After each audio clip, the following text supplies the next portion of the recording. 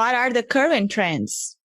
So these won't surprise most people. I think a lot of us know that in general, we are over-consuming calories as a nation. And these are US trends, but overconsumption of calories, overconsumption of protein and fat, specifically saturated fat, generally an underconsumption of fiber for us, as far as it seems.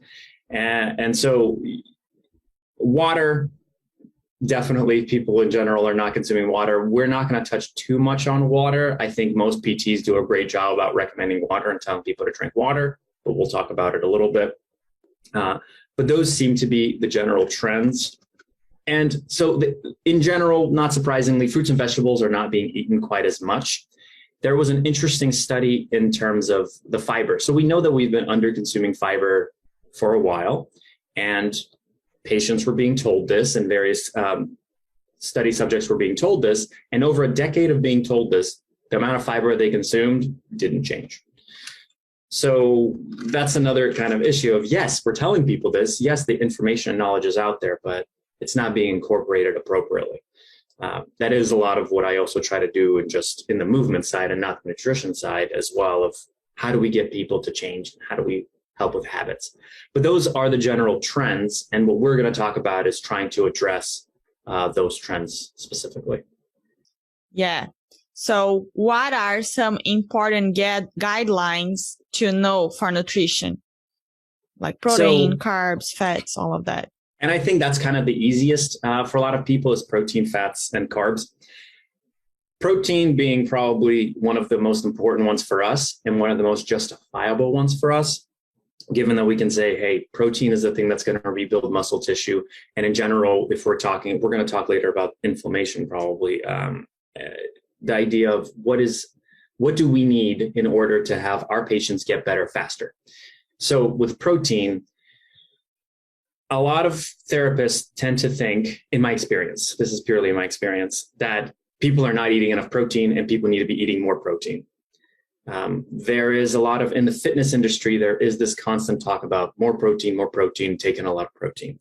The number that's thrown around a lot is you need to get a gram of protein per pound of body weight, which is a crazy amount of protein. But I'll tell you where it comes from. So there was a study published a while back in the International Sport Nutrition Journal.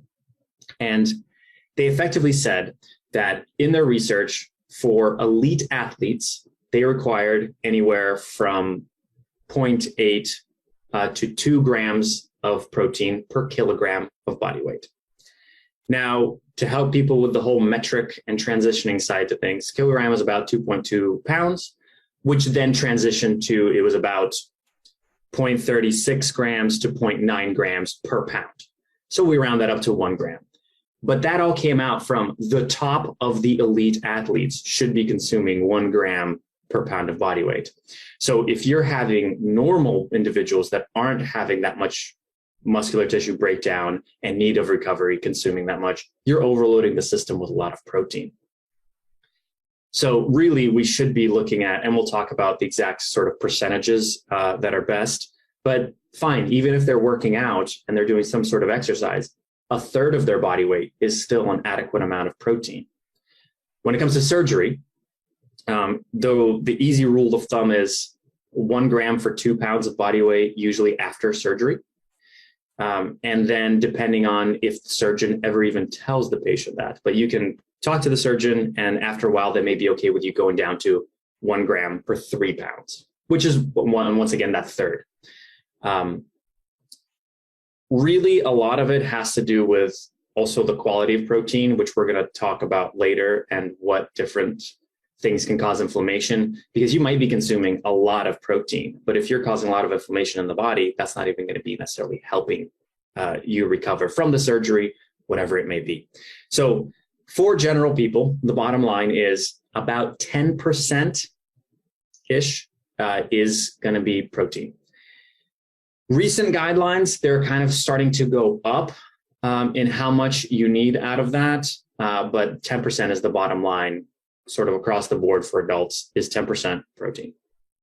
When it comes down to fats, it seems about 25% of our calories should be coming from fats.